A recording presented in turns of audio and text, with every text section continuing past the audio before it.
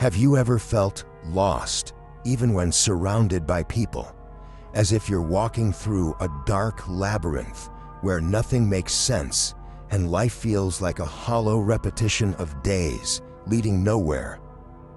What if I told you that this darkness is not just a metaphor, but a spiritual reality, one that traps millions of souls every single day? These are the outer darkness. No, we're not talking about divine punishment or eternal damnation like you may have heard before. We're speaking of a real state of the soul, a deep disconnection from truth, from light, from awareness. Many people live on autopilot, dragging themselves through a soulless routine with no purpose and no light. They believe they are living, but in truth, they are only surviving in the shadows of who they once were. And the scariest part? Most don't even know they're trapped. In this video, we will open a portal of understanding. We will reveal what the outer darkness truly is, how it forms, why so many get lost within it, and most importantly, how to return to the light and find your way home. If this message resonates with you, hit like, share it with someone who needs to hear it, and subscribe to Mystic Authority. Here, spirituality is light, truth, and transformation. Now, take a deep breath. Let us walk together toward the light. Every light we see outside of us, the light of the sun, the stars, electricity, only makes sense because we have eyes to perceive it. Without vision, light would not exist for us. Now think about this, in spiritual terms. What if there were a light inside you that you haven't yet learned how to see? That light is awakened consciousness. It's the spiritual intelligence that gives meaning to life, to pain, to the journey, to the signs the universe sends us every single day, signs that most people ignore. Those who don't access this inner light live in what are called the outer darkness, a state where everything feels confusing, unfair, directionless. Life becomes a cycle of frustration, guilt, and fear. And the cruelest part, the soul screams, but no one listens. These shadows are not a physical place. They're not a punishment. They are simply the distance from truth, the denial of spirit, the blindness of the soul.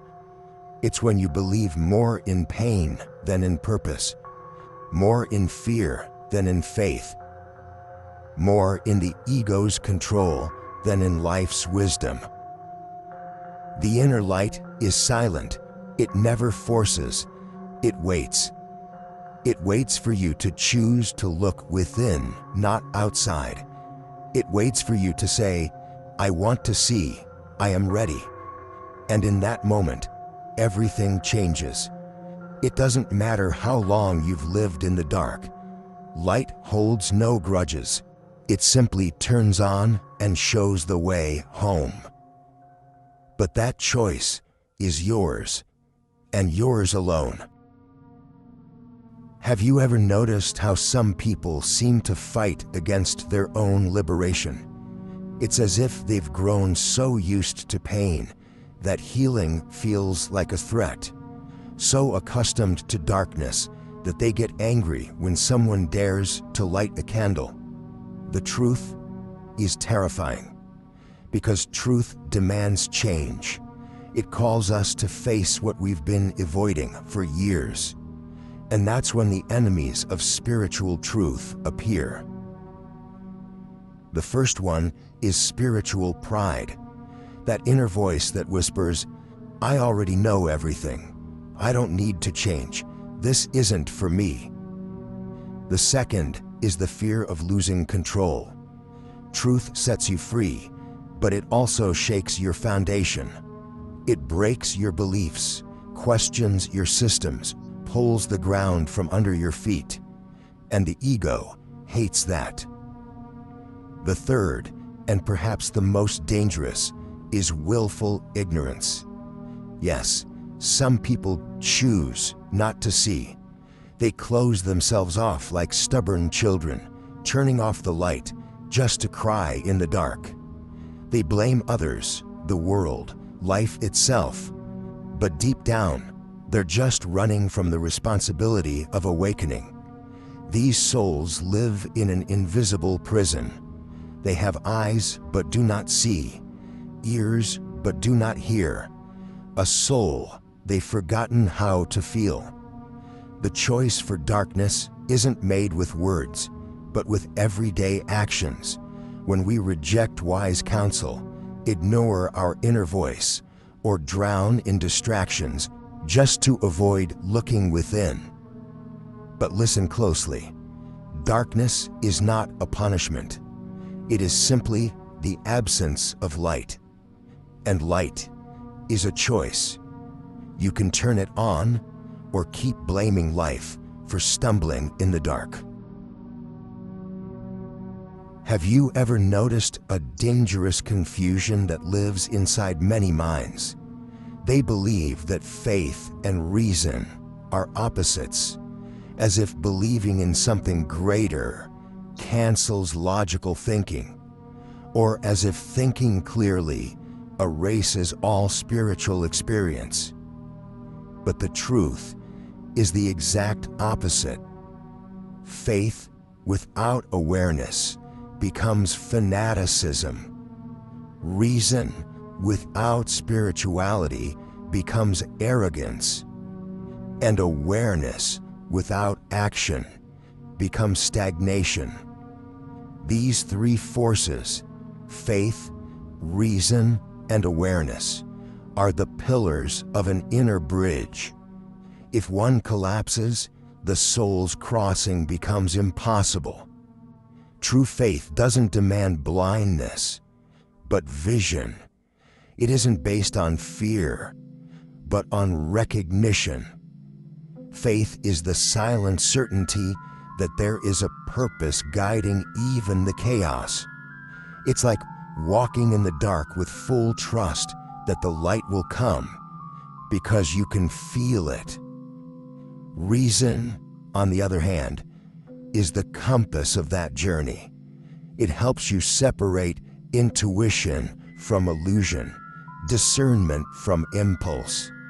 It doesn't deny spirituality, it brings clarity to it. And awareness is the sacred ground where these two meet. It's what allows you to observe your own thoughts. It's the voice that whispers in the stillness of night. You know you can be more. It's time. When these three forces align, you awaken. You stop reacting and start creating. You leave the autopilot behind and take the wheel of your soul. This spiritual trinity doesn't isolate you from reality. It connects you to it with more presence, more truth, and more power. Religion, in its purest essence, was born as a path to reconnect with the divine. But over the centuries, it was often diverted from its original mission and turned into a prison of rules, dogmas, and fear. How many people today are more concerned with following rituals than cultivating love? How many believe salvation lies in repeating memorized words instead of transforming their actions? When religion disconnects from truth, it becomes blind. It stops being a bridge and turns into a wall. Instead of freeing, it imprisons. Instead of expanding, it limits. And worst of all, when someone lights the flame of awareness, many religious people feel disturbed because truth demands courage, and spiritual courage terrifies those who are trapped in the comfort of dogma. But true spirituality doesn't bow to systems. It is free, alive, and far beyond stone temples.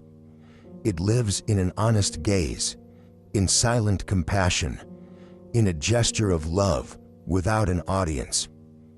True faith is not afraid of science, because the light of reason doesn't extinguish the light of spirit.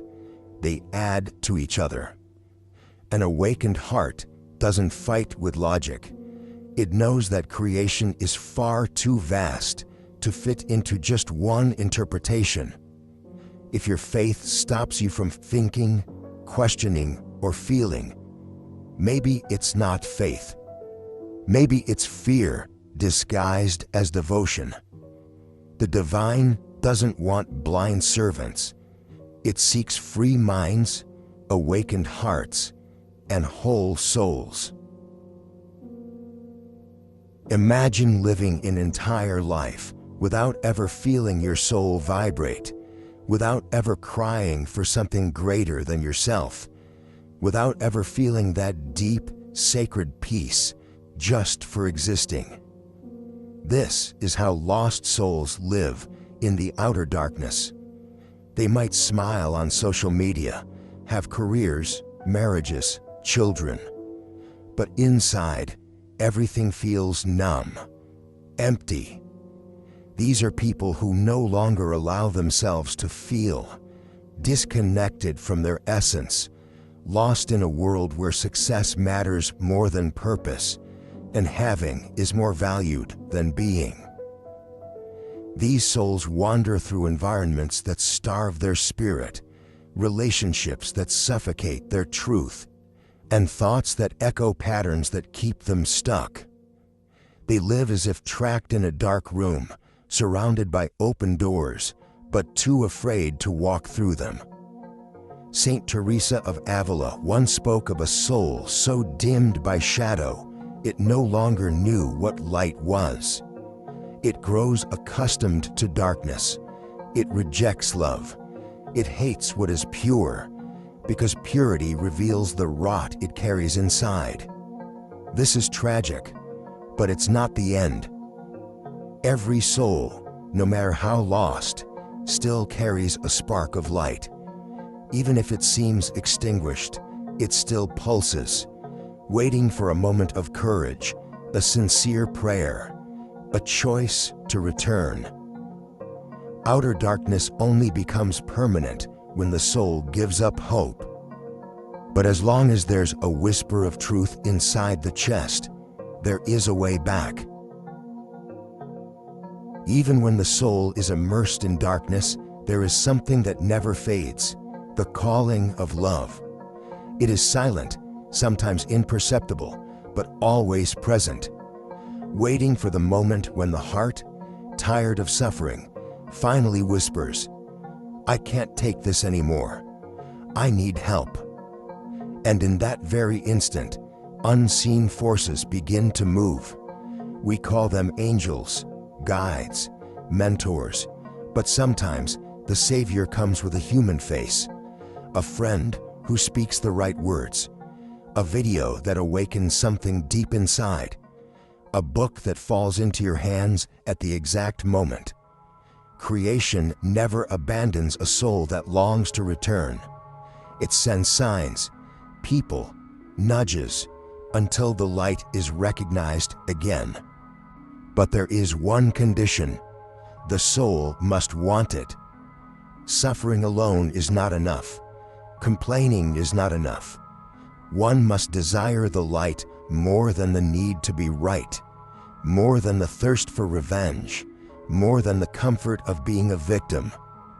Love is the only fire that does not burn. It illuminates. It heals trauma, restores lost innocence, and rebuilds trust in something greater. And when this light begins to shine, even if just faintly, it becomes a beacon for other lost souls too. Each person who chooses to love instead of judge, to heal instead of punish, to understand instead of condemn, lights a candle in the world. And thus, the outer darkness begins to lose its power.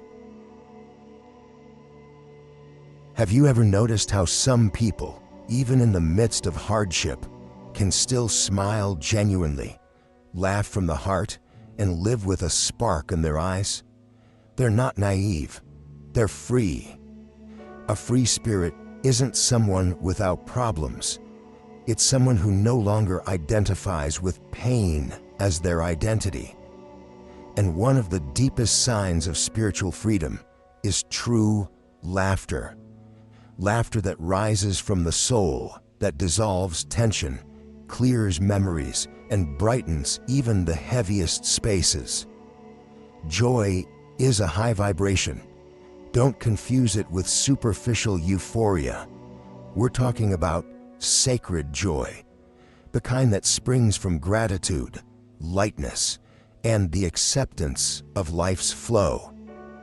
Those who laugh with truth have endured deep pain. They've crossed inner deserts. They've fallen and risen more times than they can count, but chose not to cling to suffering as a badge of identity. These souls are like fire that warms, not fire that burns. They bring life where there was rigidity. They awaken hope where only silence remained. They understood something fundamental. Light is not only truth. Light is also joy. And when you begin to live from that light, you inspire others to do the same. Because the soul that laughs, that loves, that dances, even in chaos, is the greatest proof that liberation is not only possible, it's real. Now that you've walked through every layer of this journey, perhaps you've come to realize a truth that's simple, yet profound. The outer darkness is not a place, it's a state of disconnection. Disconnection from your soul, from truth, from love, from yourself. And the only way out is the conscious choice for the light. It doesn't matter where you are today, or how long you've been trapped in autopilot, fear, trauma, or limiting beliefs. The light is still available, right now, inside you. The question is, are you ready to choose it? Now I'll share with you 5 practical tips to begin returning to the light. Tip 1. Silence. Every day, for 5 minutes, just breathe and listen to what lives inside you. Light needs silence to be perceived. Tip 2. Question your certainties. Any imposed truth that limits you, suffocates you, or feeds your fear must be examined. Light sets you free. It never imprisons. Tip 3. Practice active love. One daily act of compassion, generosity, or presence can reignite the light within you and in others. Tip 4. Cultivate joy as a spiritual practice. Laugh, dance, live lightly. This is not frivolity, it's emotional alchemy. Tip 5. Surround yourself with light. Words, people, content, everything you consume either illuminates you or dims your flame. You don't need a miracle. You just need a choice. The light is waiting, and it always welcomes even those who took a long time to arrive. If this message touched your heart, comment below, "I choose the light." Share it with someone who needs a spark of hope today. And don't forget to subscribe to Mystic Authority, because here spirituality is truth, freedom, and healing. Until the next video, and remember, the darker the night, the closer the dawn.